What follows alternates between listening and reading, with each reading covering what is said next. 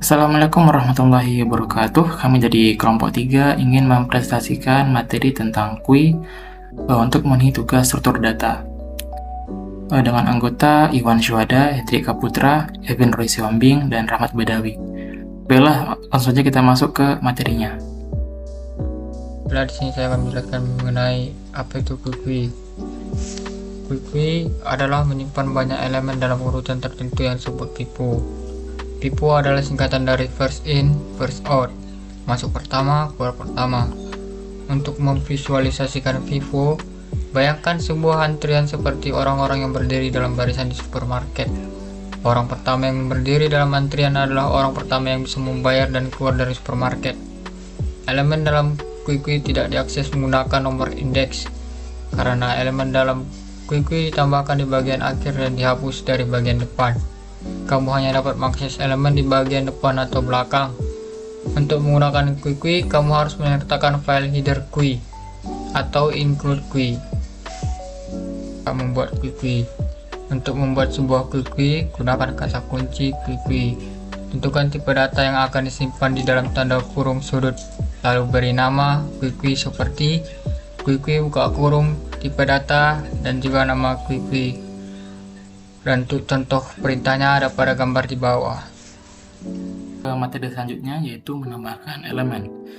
Jadi untuk menambahkan elemen ke dalam QUI, kita dapat menggunakan fungsi push setelah mendeklarasikan QUI. Dan fungsi push menambahkan elemen di bagian akhir QUI.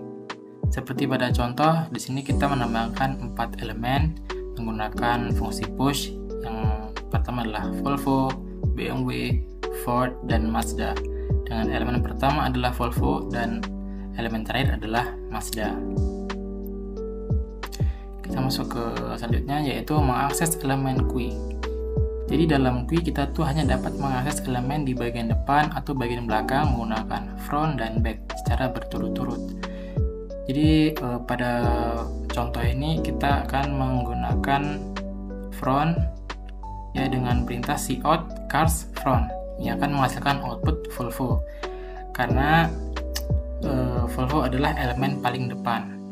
Dan yang kedua yaitu cout cars back yang akan menghasilkan output Mazda karena Mazda adalah elemen paling belakang atau paling terakhir. Selanjutnya akan dijelaskan oleh teman saya. Baiklah, saya akan melanjutkan materi tentang mengubah elemen depan dan belakang. Kita juga dapat menggunakan front, buka kurung, dan back, buka kurung untuk mengubah nilai elemen di bagian depan dan belakang. Elemen depan sekarang menghasilkan Tesla alih-alih Volvo. Elemen belakang sekarang menghasilkan VW alih-alih Mazda. Seperti contoh yang gambar di samping. Selanjutnya, menghapus elemen. Kita dapat menggunakan fungsi pop buka kurung untuk menghapus elemen dari QUI.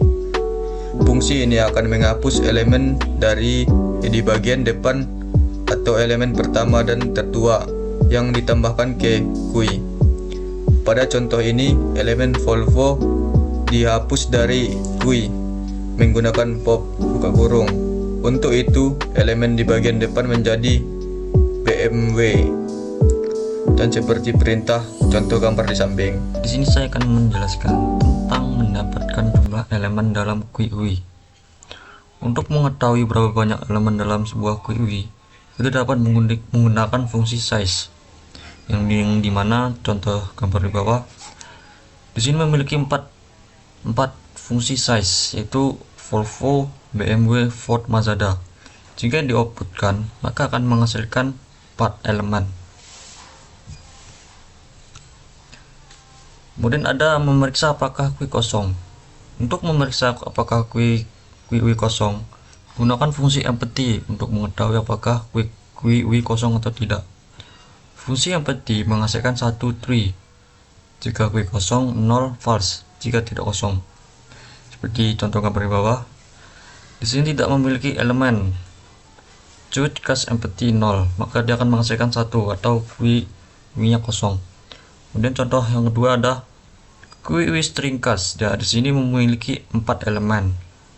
Maka kalau diempty-kan jadi menghasilkan 0 atau QUI tidak kosong. Mungkin cukup sekian saja materi dari kami tentang QI, dan kurang kami maaf. Kami hari, wassalamualaikum warahmatullahi wabarakatuh.